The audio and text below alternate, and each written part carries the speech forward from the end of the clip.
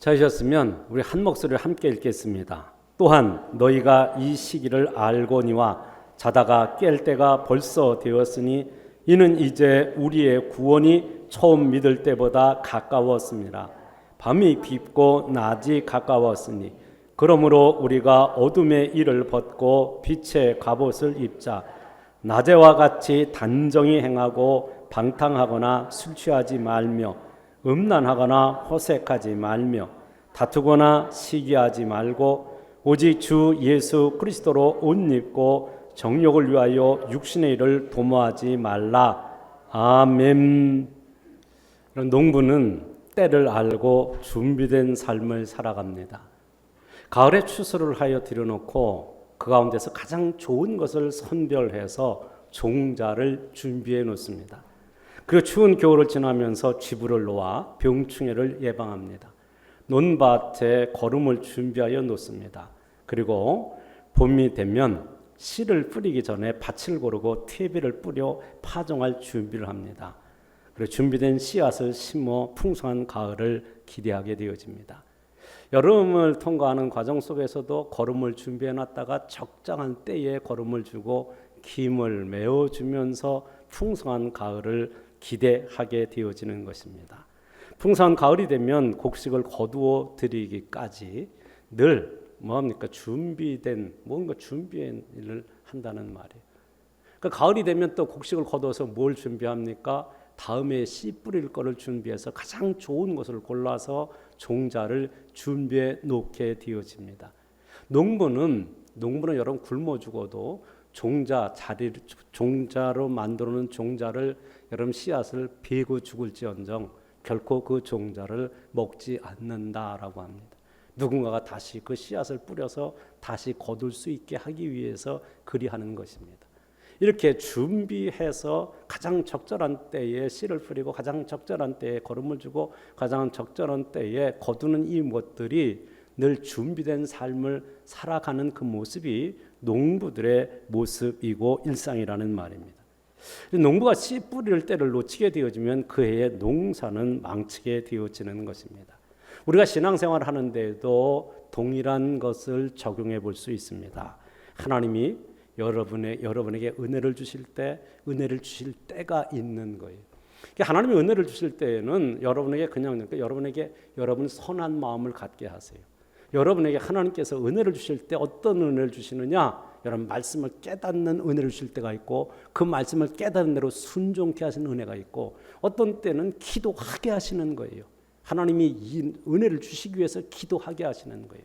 하나님이 어떤 일을 맡기실 뿐만 아니라 그 일을 감당할 수 있는 은혜를 주시는 거예요. 그것은 그때 감당해야 은혜가 되고 복이 되고 하나님의 약속의 복을 받는 결과로 이어지게 되어지는 것입니다. 하나님께서 여러분에게 은혜를 주시기 위해서 여러분의 직분을 주실 때가 있어요. 여러분의 물질을 주실 때가 있어요. 여러분에게 거룩한 능력을 주실 때가 있다는 말이에요. 그럼 그 주신 것을 하나님이 기뻐하시는 뜻대로 선용할 때 은혜가 되고 복이 되고 여러분은 승리자가 되고 그 복을 누리는 자가 되어지는 것입니다.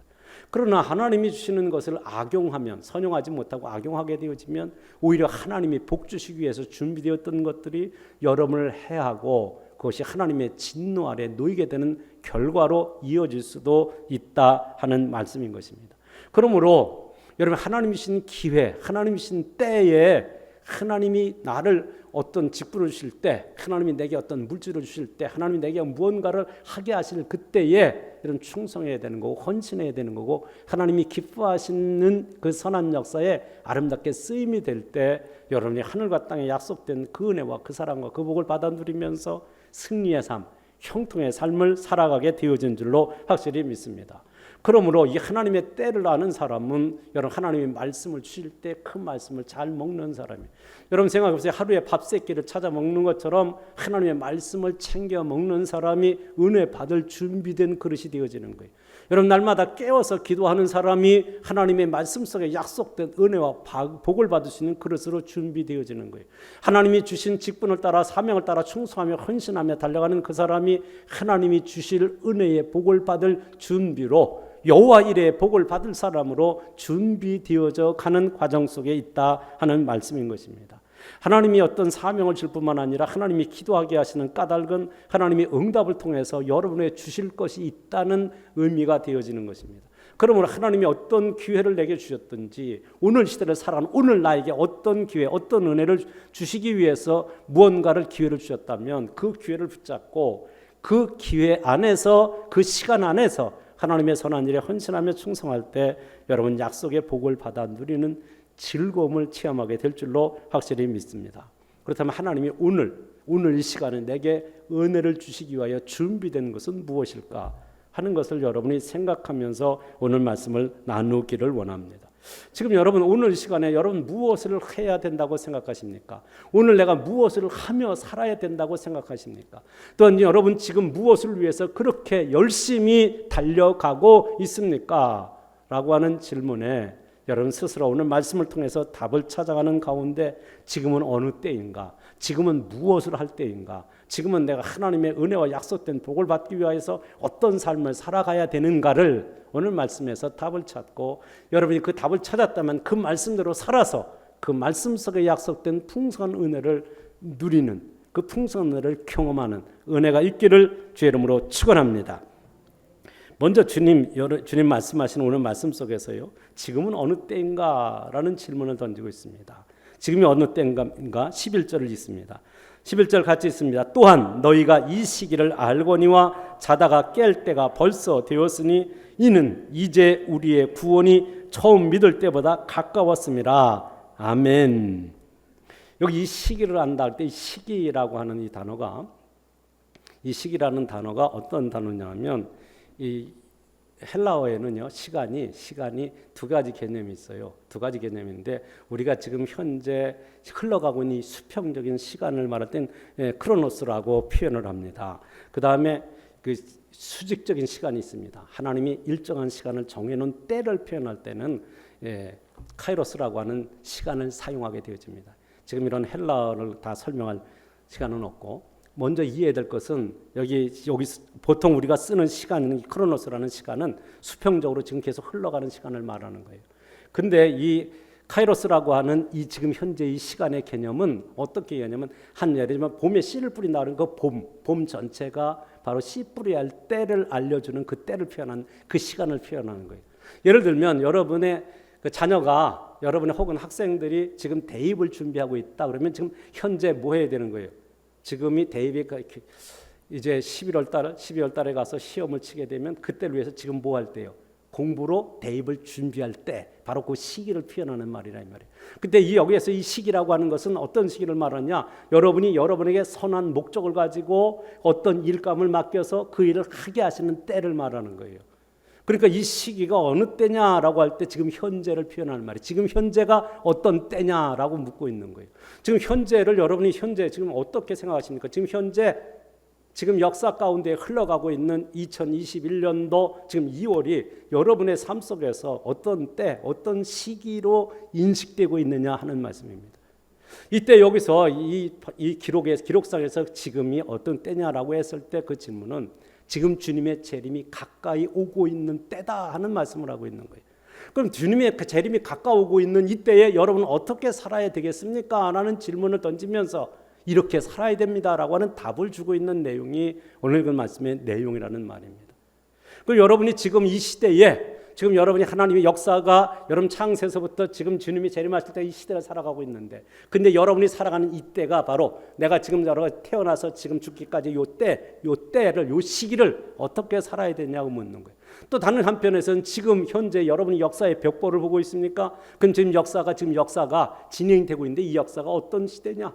정말 타락한 문화가 판을 치면서 여러분의 영혼을 점점점 야금야금 갉아먹다가 여러분의 영혼을 완전히 망치고 있는 이때에 휩쓸려가고 있는 바로 이때, 영혼이 지금 홍수를 만나 휘질러가기 바로 직전인 바로 이때를 어떻게 살아야 되느냐를 묻고 있는 질문인 것입니다. 그 다음에 여기 알거니와 하는 말, 여기 알거니와라고 하는 말, 안다는 말은 감지하여 깨닫는 것을 말해요. 다시 말해 감지해서 알아채는 것을 알거니와 하는 거예요. 여러분이 뭐 육감이라고 그러죠. 그 집사님은 그분은 참 육감이 대단해. 그냥 딱 보고 알아챈다 이거예요. 딱 보고 알아채는. 딱 보면 눈 보면 안다 이겁니다. 알아채는 거거든요. 뭔가를 알아채는 거예요. 그럼 이 시기를 알아챈다는 말이 무슨 말이에요? 지금이 어떤 때인 줄 안다 이 말이에요. 지금이 어떤 때냐?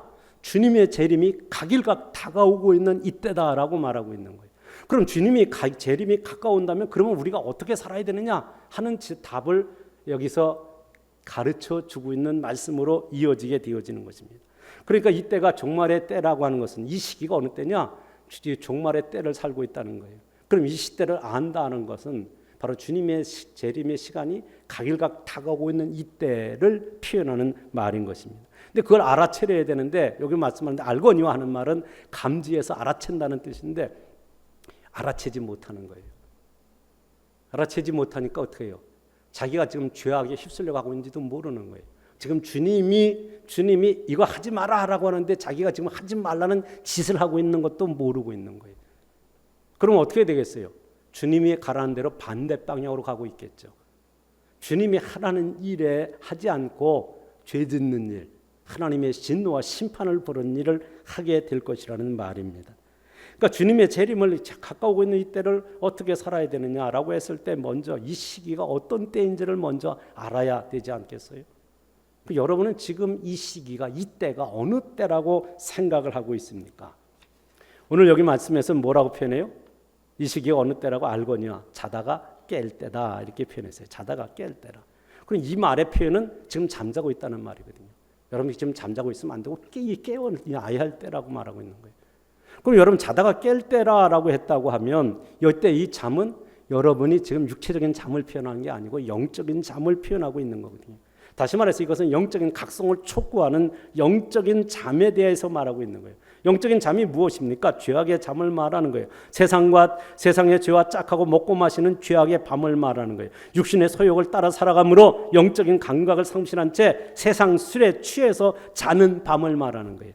영적인 잠에 빠지면 영적인 감각이 없어져서 영적인 행동을 할 수 없는 거예요. 영적으로 진리의 말씀을 따라 행할 수 없는, 여러분 영적으로 깨어있는 사람은 진리의 말씀을 들을 때 그 말씀대로 살고 그 말씀대로 행동하는 행동이 있게 되는데 영적인 잠에 취해 있는 사람들은 하나님의 말씀의 감각을 잃어버린 거예요.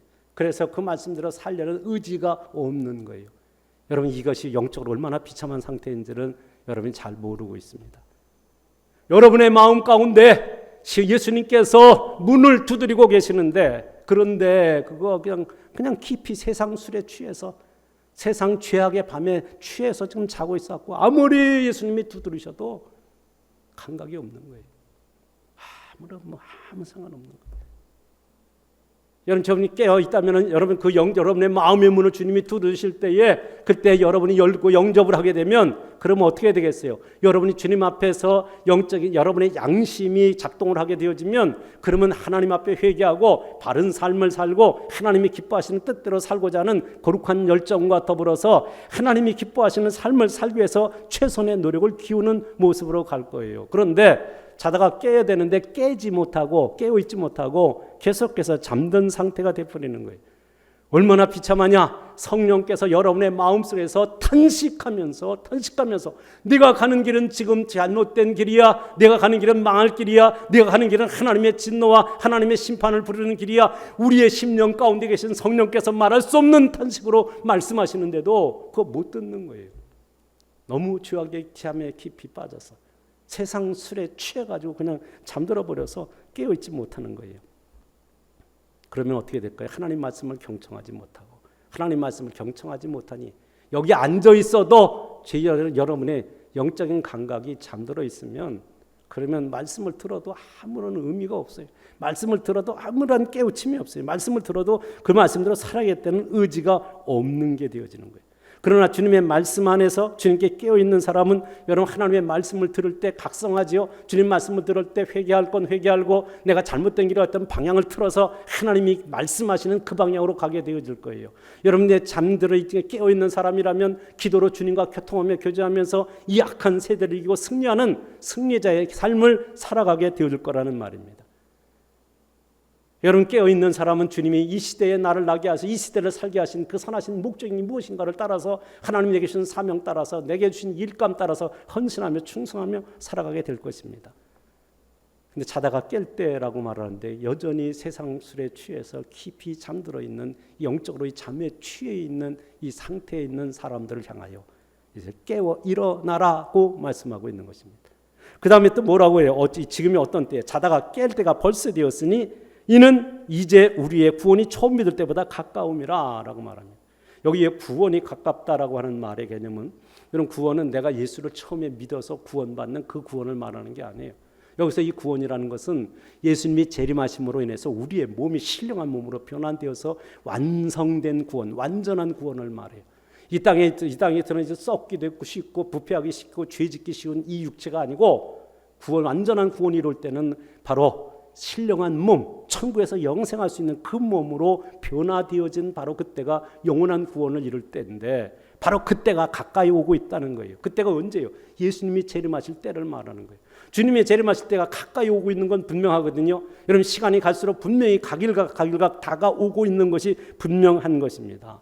그럼 이때에 여러분 말씀과 기도로 깨어 있어야 되어지는 거잖아요. 그러다가 영광의 주님이 오신다고 할 때에 나가서 그 주님을 영접할 준비를 하고 나가서 살아야 되어지는데, 근데 여러분이 영적으로 세상 잠에 취해서, 죄악의 잠에 취해서, 세상 술에 취해서 잠들어 있을 때는 지금 이게 주님 감각이 없으니까 주님이 가까이 오시고 있는지, 주님이 여러분의 마음의 문을 두드리시는지, 성령께서 말할 수 없는 탄식으로 말씀하고 계시는지 이거를 감지를 못하니까, 그러니까 그냥 사는 거예요. 그냥 죄와 더불어 먹고 마시고 세상과 짝하고 그냥 사는, 망할 짓을 하면서 그냥 살아가게 되어지는 것입니다.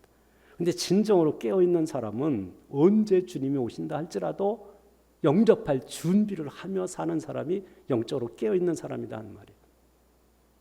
아이고, 이 1992년 10월 30일에 예수님 재림한다라고 온 세상이 다 시끄럽고 난리가 나고 그랬던 적이 있어요. 근데 지금 또 무슨 또 예수님 재림 얘기하고 있습니까? 여러분, 이렇게 생각하는 사람들이 혹 있을지 몰라요. 여러분 기억하셔야 돼요. 여러분의 종말, 성경에서 이 종말론을 이야기할 때 종말론, 우주적인 종말론, 그것은 예수님이 재림하면서 온 모든 천계, 모든 지구촌, 모든 것들이 다 뒤집어 엎어지고 새롭게 되어지는 그때를 우주적인 종말론이라고 그래요. 근데 더 중요한 게 있어요. 이건 개인 종말론이에요. 주님이 언제 부르실지 몰라요. 나를. 내가 오늘 살았다고 해서 내 날인 것처럼 보이지만 주님이 내일 부르시면 내일 가야 돼요. 모레 부르시면 모레 가야 돼요. 그럼 주님이 부르실 때 세상과 짝하고 죄와 더불어 먹고 마시다 그 앞에 설 것이 아니고, 주님이 언제 오시더라도 주님 맞을 준비하면서 살아야 된다 하는 말씀이 구원이 처음 믿을 때보다 가까움이라 하는 말씀이라는 것을 기억해야 된다 하는 말씀이거든요. 근데 여러분, 주님이 재림하시면 역사의 끝이 나는 거예요. 그 역사의 끝이 나게 되어지면 그때는 어떻게 되느냐? 산자와 죽은 자를 주님이 오셔서 가르시는 거예요. 산자는요, 영적으로 살아서 천국에서 영생할 자를 말해요. 죽은 자는요, 그 영혼이 영원한 지옥에서 영원한 멸망에서 영원한 고통을 받게 될 자를, 산자와 죽은 자를 가르는 거예요. 알곡과 쭉정이를 가르는 걸 말해요. 천국 갈 자와 지옥 갈 자를 가르는 것을 말해요. 그게 역사의 끝이에요. 그게 주님이 재림하실 때 이루어질 일이에요. 그러니까 그날이 가까움을 볼수록 모이기를 힘쓰고, 그날이 가까움을 볼수록 어떻게 해야 되느냐? 예? 주님이 언제 오시더라도 기쁨으로 나가서 주님을 영접할 수 있는 그런 자세로 살아야 된다. 천사장의 나팔소리와 함께 주님의 재림의 소식이 들려질 그때 아이고 주님 조금만 있다가 오세요. 제가 지금 아직 준비가 안 됐거든요. 그런 상황이 아니에요. 주님 오시면 그때는 끝나는 거예요. 모든 역사가 끝나는 거예요.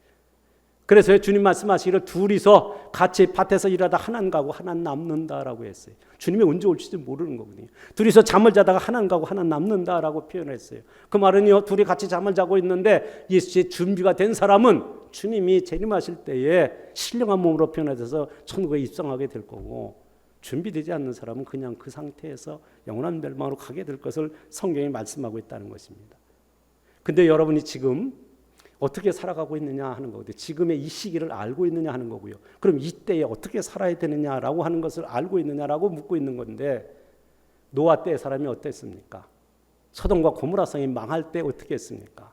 예수님 말씀하시기를 노아 때와 같을 거다고 말씀하셨어요. 그 노아 때가 어땠어요? 여러분, 물이 홍수가 나서 모든 사람이 다 죽게 되어지는 그때까지 먹고 마시며 시집가고 장가가며 세상 술에 취해서 그냥 살았다는 것입니다. 그러다 홍수가 나는 바람에 모두 다 죽고 말았어요. 노아의 방주에 들어간 사람만 살았어요. 그 방주는 바로 예수 그리스도를 지칭하는 것입니다. 예수 안에 있는 사람, 예수 안에 있는 사람은 구원받는, 예수 믿어 구원받는, 예수 안에 있는 사람이 구원을 받는다라고 말씀하는 거예요. 그 방주를 교회로 해석하기도 합니다. 천주교에서는 그렇게 해석합니다. 교회에 나와 있는 사람이 아니요. 교회에 나왔다고 구원받는 거 아니에요. 예수 안에 있는 사람만 구원받는 것입니다.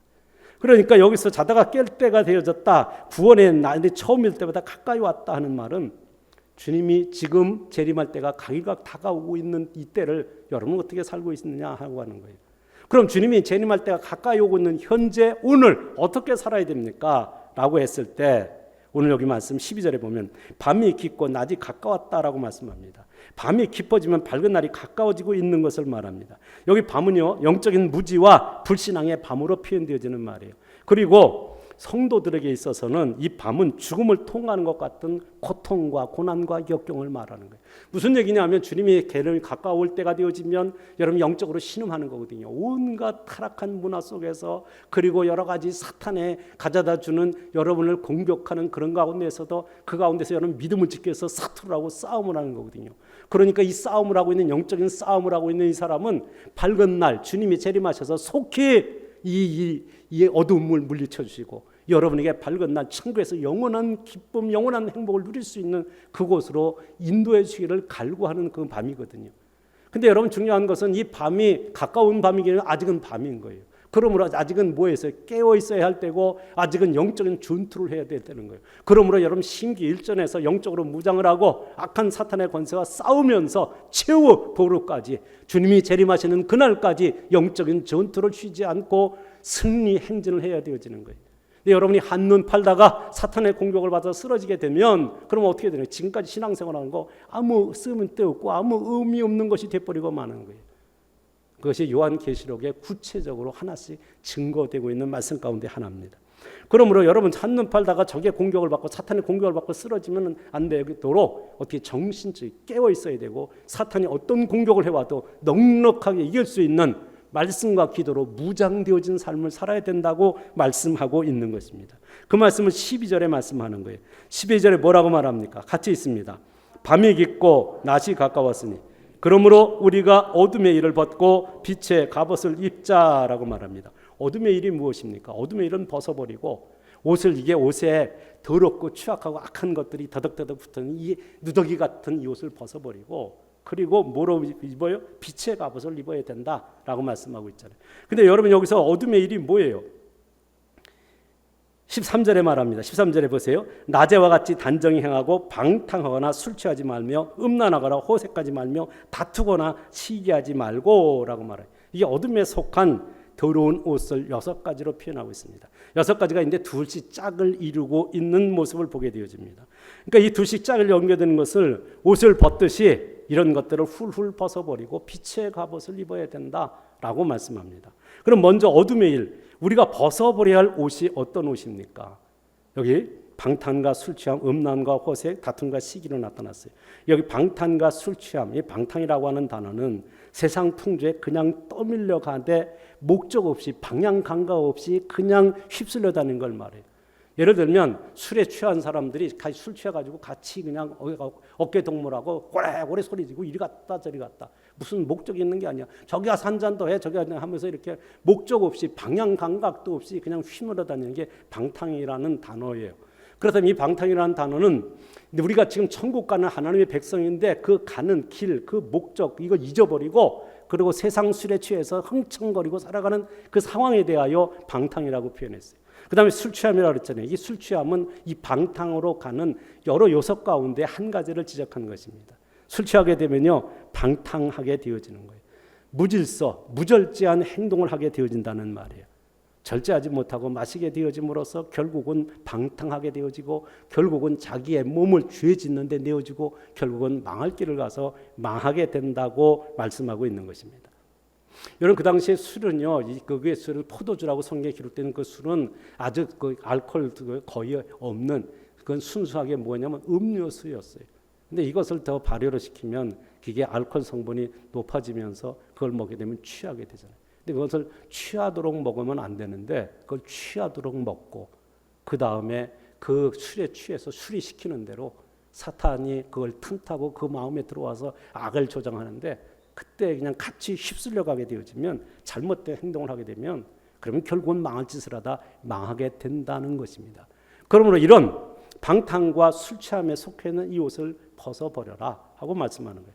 또 하나는 음란과 호색입니다. 이건 음란은 불법적인 성관계를 말하는 거고 호색은 색을 즐긴다는 말로 쾌락을 즐기며 음란한 욕심을 취하기 위하여 행동하는 타락한 행동에 대하여 말하는 것입니다.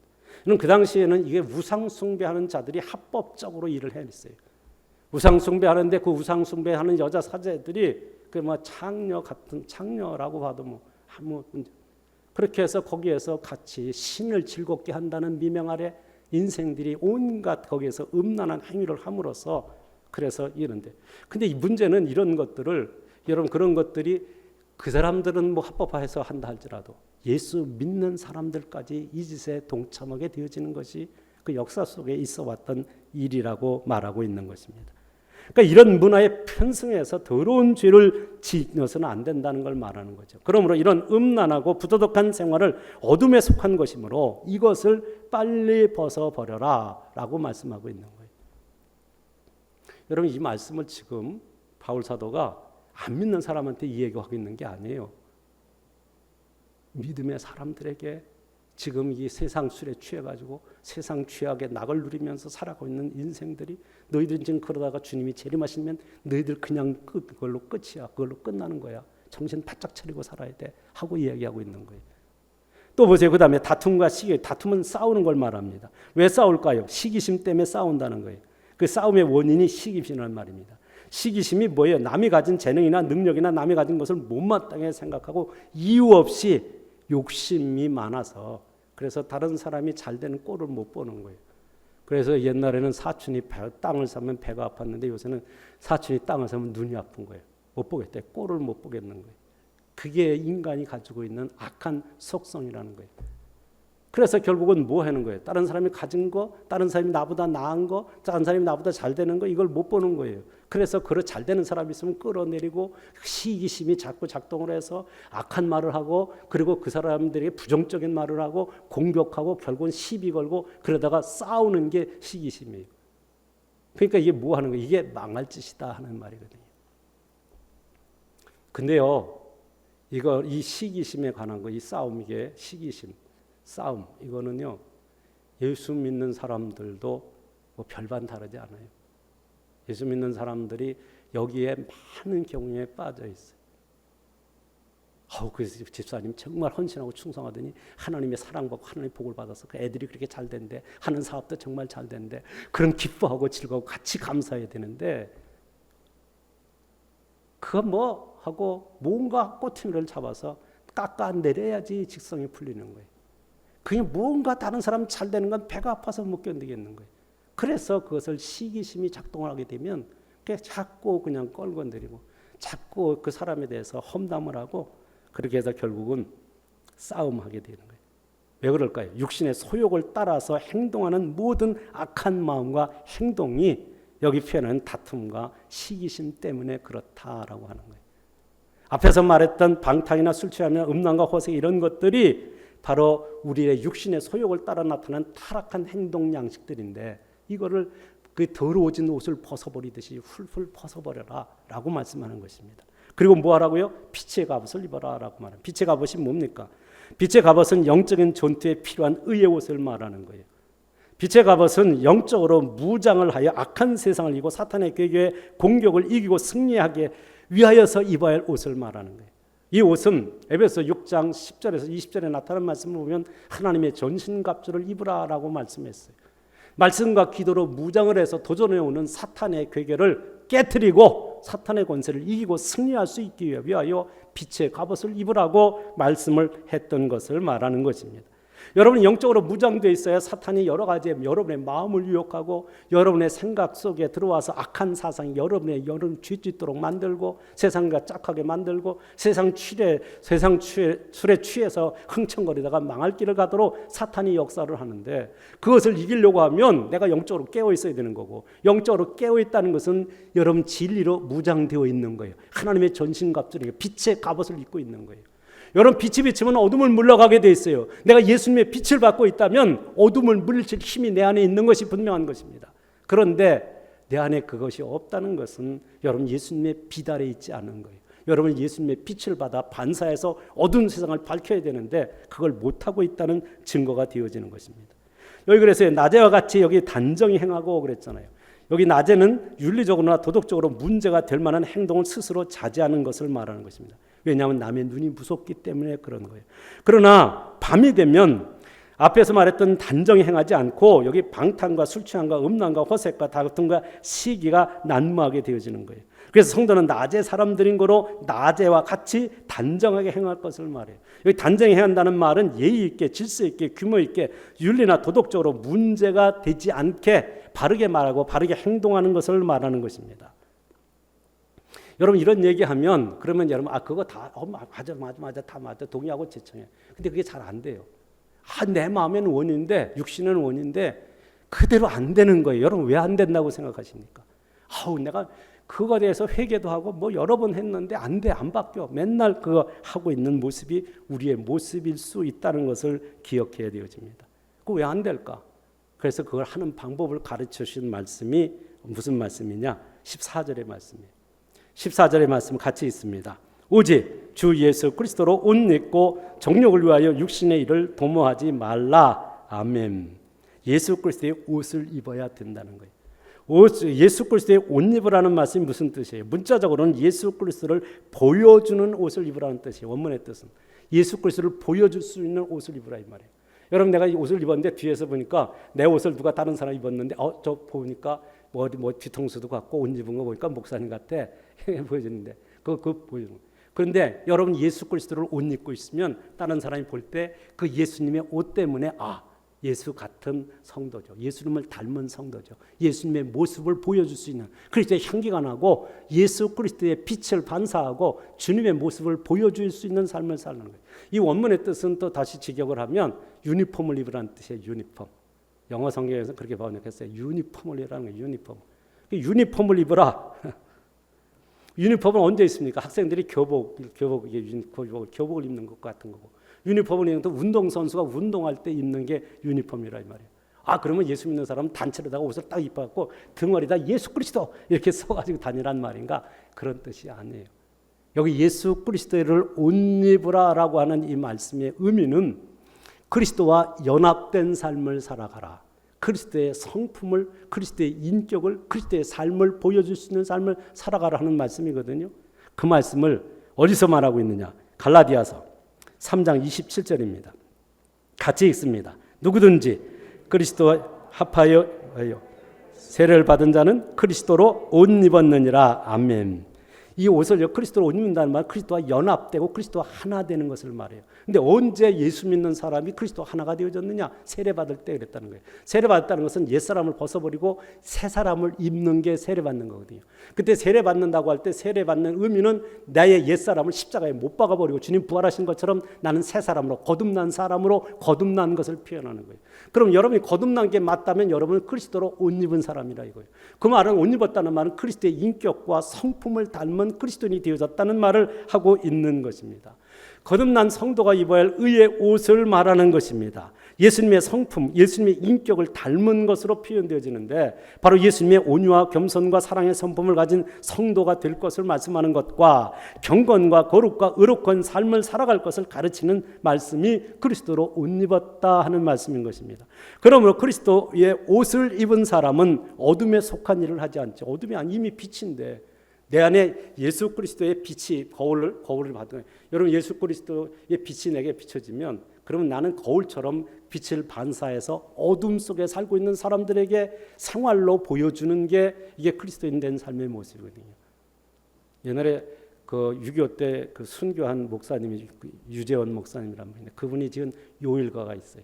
오늘은 월요일 달 같은 지나 저 달이 햇빛을 받아 반사한같이 생활로 예수를 증거하여라. 뭐 그런 노래가 있습니다. 그 예수 그리스도의 빛을 받아서 여러분이 어두운 세상에 어두운 줄을 모르고 어둠에 살고 있는 그들에게 반사해서 비춰 주어야 되는 것이 그리스도의 옷 입은 자의 삶의 모습이다 이거예요. 그리스도를 보여주는 삶의 모습인 것을 말합니다. 그러니까 이 말의 의미는 뭘까요? 여러분이 세상에 빛이 되었다는 말, 여러분이 빛 자체라고 표현하는, 여러분도 작은 빛이 되어져서 어두운 세상을 밝히는 빛의 발광체는 아니고 그 빛을 받아서 반사하는 자라는 말이거든요. 이런 사람은, 그리스도로 옷 입은 사람은 하나님의 영광을 가리운 일을 하지 않겠죠. 그리스도의 옷을 입은 사람이 그 옷을 더럽히면서 온갖 악행을 행하여서 다른 사람의 손가락질을 받고 지탄을 받는 자리에 떨어지지는 아니할 것입니다. 그 옷을 입었다면 하나님이 기뻐하시는 일, 세상에 빛이 되고 소금이 되어지는 일을 행하며 살아갈 것을 말하고 있는 것입니다. 충성된 청지로 살아드림으로써 하나님의 기쁨이 되고 영광이 되어지는 참된 그리스도의 모습을 말하는 것입니다. 그리스도의 옷을 입은 성도는 육신의 정욕을 따라 살지 않고 성령의 인도하심을 따라 살아감으로써 아름답고 복된 삶을 살아드리고, 그것이 사람들이 보기에 예수 믿는 사람은 다르다, 예수 믿는 사람은 그 생활이 아름답다, 예수 믿는 사람들은 복받은 짓을 하기 때문에 그래서 하나님이 복을 주셔서 그 복을 받는다, 이런 걸 생활로 보여줄 수 있는 삶의 상태를 그리스도로 옷 입는 것으로 표현하는 거예요. 예수 믿는 사람이 하는 것은 칭찬할 만한 거예요. 사랑을 받을 만한 거예요. 축복을 받을 만한 행동이 그 삶의 영역 속에서 드러나는 것을 말씀하는 거예요. 마침내 그들이 그 약속의 복을 받아 누림으로써 그 안에 기쁨이 있고 그 안에 감사가 있고 그의 삶의 아름다움이 다른 사람들의 축복의 귀감이 됨의 모습으로 나타나는데, 중요한 건 그리스도의 옷을 입으라는 말은 예수님을 믿음으로 여러분이 하나님의 자녀가 돼요. 예수님을 믿음으로 거듭났다라고 하는 것은 옛사람을 벗어버리고 새 사람을 입은 상태를 표현하는 거예요. 그럼 새 사람이 되어졌다고 하는 것은 여러분 그리스도의 옷을 입었다는 말이고, 그리스도의 옷을 입었다는 말은 여러분이 생활 속에서 예수님을 보여주는 삶을 살아야 된다 하는 말씀을 하고 있는 것입니다. 근데 그 보여주는 삶을 살아들인 결과가 있어요. 그것이 아름다운 거예요. 그것이 복된 거예요. 그것이 다른 사람이 본받을 만하고 흠모할 만하고 축복의 귀감이 되어져서, 그래서 예수 믿는 여러분을 보고 예수 안 믿는 사람들이 나도 예수 믿고 여러분이 받는, 당신이 받는 복을 나도 받아 누리고 싶다, 그래서 주님 앞에 나오도록 만드는 이 상태가 그리스도로 옷 입고 살아가는 성도의 모습이라고 말씀하고 있는 것입니다. 여러분, 결론입니다. 이 종말의 때를 그러면 어떻게 살아가야 되느냐? 어거스틴이라는 사람의 이야기를 하려고 합니다. 어거스틴 하면 이거는 여러분 이 기독교 역사에 있어서 굉장히 위대한 하나님의 사람, 카톨릭에서는, 천주교에서는 성자로 지칭할 만큼 위대한 신앙의 사람입니다. 그런데 그가 회심하고 인생의 대전환을 가져오기 전까지 하나님 앞에 존귀하게 쓰임을 받기 전에는 어땠느냐? 그는 어린 나이부터 방탕하게 살았던 사람으로 방황하며 떠돌이로 돌아다니게 됩니다. 이미 17살에 어떤 여인하고 아이를 낳을 만큼 그렇게 부도덕한 삶을 살았고 많이 교회 그런 교리를 따라서 살기도 했었습니다. 그런데 그 어머니 모니카가 그 아들을 위해서 기도하는 가운데 돌아오게 되어집니다. 근데 돌아왔지만은 여전히 그 마음속에 갈등이 벗어지지 않는 거예요. 그 갈등이 뭐냐 하면, 이게 지금 내 마음속에 하나님 말씀 읽고 아멘 했어요. 그런데 그 말씀대로 살아드리려고 열심히 하는데 나중에 보면 또 여전히 옛사람의 삶을 사는 거예요. 새 사람의 모습이 아니고 여전히 옛사람의 모습을 사는 거예요. 오늘 결단했어요. 하나님 앞에 회개해서 이제 끝났어요. 그리고 이제 내일부터는 정말 아름답게 살고 근데 아름답게 사는가 했는데 어느 날 보니까 여전히 되돌아가서 옛사람의 모습으로 살고 있는 자기 자신을 발견하게 될 때 고통하며 절망하게 됩니다. 그때 옛사람과 새사람 사이에서 갈등할 때 애통하며 하나님께 부르짖어 기도를 했는데 그 기도의 내용은 이렇게 기도합니다. 오 주님, 언제까지 내일 할 것입니까? 언제까지 내일 고쳐줄까요? 내일 이게 안 되는 거예요. 내일 그러면 또 여전히 똑같이 옛사람의 모습인 거예요. 그 다음에 왜 지금은 안 됩니까? 왜 나의 더러운 생활을 이 순간에 깨끗하게 끝내지 못하는 것입니까? 하고 주님 앞에 울부짖어 기도하면서 자신에게 이 더러워진 옛사람, 이 자기를 더러운 옷을 입게 하는 이 더러운 옛사람을 벗어버리고 새 사람으로 살아야 되는데 그게 안 되는 것에 대하여 답답하면서 하나님 앞에 기도할 때입니다. 근데 어느 곳에서 그 아이들이 부르는 노래소리를 듣게 되어집니다. 애들이 뭐라고 노래하느냐면 돌레레게 돌레레게라고 합니다. 돌레라고 하는 라틴어는 여러분 그 취한다는 뜻이에요. 이게 짚는다는 뜻이에요. 근데 여기 레게라고 하는 말은 읽으라는 말입니다. 읽으라. 그러니까 취하여 읽어라, 집어서 읽어라 하는 노래를 아이들이 하는 것을 듣게 되집니다. 그때 성령께서 하나님의 말씀을 읽으라는 것으로, 하나님의 말씀인 성경을 집어서 읽으라는 말씀으로 강하게 와 닿았어요. 그래서 말씀을 읽었는데 성령 음성을 듣고 어거스틴이 펴서 읽은 말씀이 오늘 읽은 말씀, 로마서 13장 13절에서 14절입니다. 낮에와 같이 단정히 행하고 방탕과 술 취하지 말며 음란과 호색하지 말며 쟁투와 시기하지 말고 오직 주 예수 그리스도로 옷 입고 정욕을 위하여 육신의 일을 도모하지 말라. 이 말씀을 읽고 어거스틴이 이렇게 고백합니다. 나는 더 읽지 않았습니다. 더 읽을 필요가 없었습니다. 이 말씀은 광명한 확신의 빛으로 내 마음에 비추어져서 내 속에 있던 모든 의심과 어둠을 물리쳐 주었기 때문입니다. 이렇게 표현했습니다. 무슨 말인지 아시겠어요?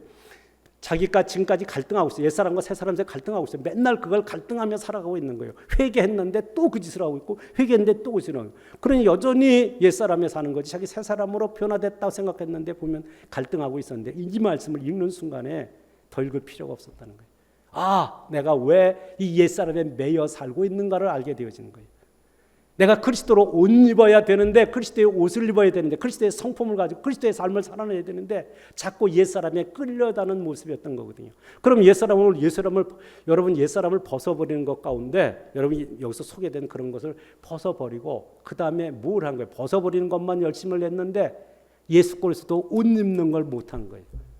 예수 그리스도로 옷 입은 예수의 인격, 예수님의 성품을 닮아서 그 성품을 따라서 순종의 삶을 살아야 되는데, 예수의 인격을 가지고 예수님의 삶을 보일 수 있는 삶을 살아야 되는데 그게 안 됐던 거예요. 그걸 깨닫는 순간 아멘. 그때부터 예수 그리스도의 옷을 입고 예수 그리스도의 성품을 담기 위해서 그 말씀대로 순종하며 살아갈 때 그는 변하여 성자가 되어, 탕자가 변하여 성자가 되어지게 되어집니다. 여러분, 이분이 이 변화됐고 난 뒤에 얼마나 많은 신학적인 이 신학을 모든 바울 신학에 바울이 말했던 신학을 그 당시에 아주 완전 집대성하고 정리를 해서 우리에게 넘겨주게 되어집니다. 그것을 또 다시 새롭게 한 칼빈이라는 분이 그것을 또 다시 새롭게 재해석해서 우리에게 전달해 주어서 우리가 개혁주의 신앙을 가지고 살아가게 되어지는 것입니다. 그러니까 여기서 어거스틴의 회심과 변화는 기독교 역사를 바르게 세우는 전환점이 됩니다. 얼마나 많은 업적과 영향을 주었는지 그의 별명이 뭔지 아세요? 중세의 저수지라고 했습니다. 중세의 저수지. 바울 신학을 체계로 정리하여 성도에게 바른 신앙을 할 수 있도록 길라잡이 역할을 했던 것입니다. 여러분도 지금 신앙생활하면서 가장 어려운 게 뭔지 아세요? 이게 안 되는 거거든요. 옛사람과 새사람 사이에서 갈등하며 매일 사는 거예요. 회개하고 또 가서 또 회개하고 또 가죠. 그거 왜 안 되느냐? 여러분, 그리스도로 옷 입고 있지 않기 때문에 그렇다는 거예요. 예수님의 성품을, 여러분이 예수님과 생명의 연합을 이뤘다면 인격의 연합을 이루어야 되는데, 인격의 연합을 이루어야 생활의 연합을 통해서 예수 그리스도를 보여줄 수 있게 되어지는데, 그래야 예수 그리스도를 보여주는 삶을 생활할 때 생활의 연합이 돼야 그 다음에 능력의 연합이 돼서 주님의 능력이 나의 능력이 되어져서 세상을 변화시킬 수 있는 위대한 하나님의 사람으로 세워지고 쓰임받게 되어지는 줄로 확실히 믿습니다. 여러분이 옛사람과 새사람 사이에서 갈등하고 있다면 어거스틴처럼 기도를 하시고 성령의 인도하심을 구하십시오.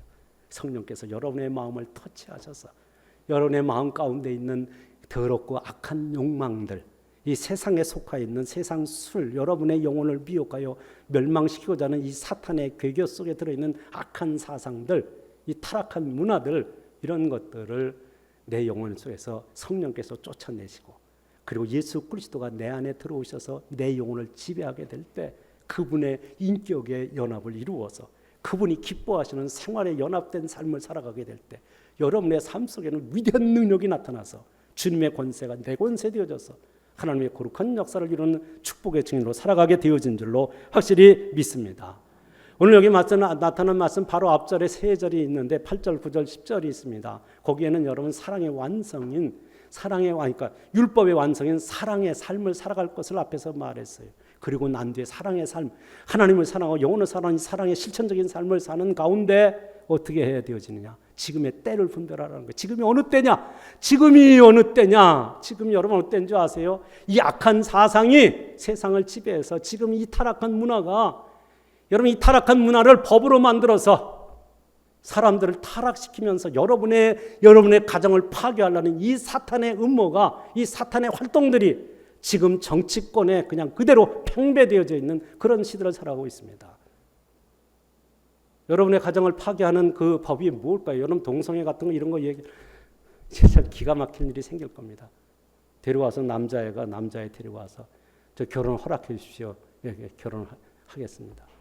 그 반대를 한다. 저 미국의 그 무슨 주죠? 그 주에서는 목사가 그 동성애 하는 사람이 둘이 와서 저런 주를 해달래서 난 못한다 그랬어요. 그 신고해갖고 벌금 물고 그랬어요. 근데 그게 지금 한국에 지금 그대로 지금 이제 몰라 이게 좀 통과되면 한국도 똑같은 현상이 일어나게 되어지는 거예요. 여자애가 여자 데려와서 나 같이 결혼할 거니까 엄마 아빠 허락해 주세요. 이게 가정을 파괴하는 거거든요. 하나님의 가정을 파괴하는 이 파괴 행위가 지금 타락한 문화와 함께. 그런데 사람들은 그게 뭐 어쩐지 그냥 뭐 될 때 아이고 그래도 지금이 어떤 세상인데 뭐 잘 될 거야. 여러분 깨어 있지 않으면 그 악한 문화에 여러분의 영혼이 오염되어져서 오염된 그 문화 속에 함께 살아가는 이 어둠의 일을 행하면서 살아가야 되는. 그래서 함께 어둠에 속한 사람들과 함께 망할 짓을 하다 망할 길을 가는 어리석은 인생이 많기에 오늘 사도는 우리에게 그 말씀합니다. 여러분 거기 휩쓸려 가면 안 되고 여러분 빛의 갑옷을 입어야 됩니다. 예수 그리스도로 옷 입어야 됩니다.